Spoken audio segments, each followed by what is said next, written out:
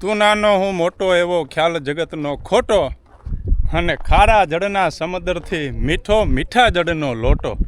આખો દરિયો ભર્યો પણ પાણી છે ને હાવ ખારું હો. અને આ 2 મહિના પછી મીઠું થઈ જાય. મીઠું એટલે નમક. ગાંધીજી જેના માટે સત્યાગ્રહ કર્યો હતો ને એ મીઠાની વાત કરું. પાણીની તરસ લાગી ને એટલે વાત યાદ આવી. બોટલે ભૂલાઈ ગઈ. દુકાને છે ને રોડ ટુ હેવનની આજુબાજુમાં નથી, ગેટે જઈને પીવું પડશે. ચારે બાજુ પાણી ભર્યું પણ શું કામનું.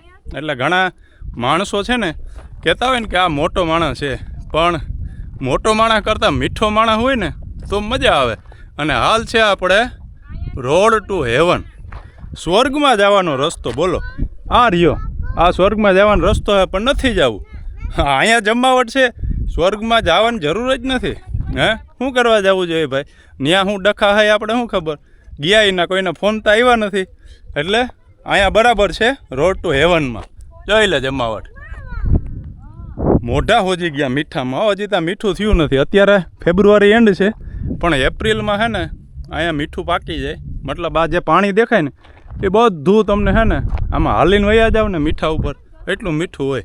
પણ એપ્રિલમાં છે ને કચ્છનો તડકો ખમાય ને એ જ આવજો હો ભાઈ, બાકી હોજી જાઓ. ભલે કચ્છની યાત્રા આગે बढ़ाવીએ છીએ મોજે ગુજરાતની સાથે. મોજે મોજ, રોજે રોજ. નથી કંઈ કમાતા, નથી કંઈ વધતું. ચાલો આગળ.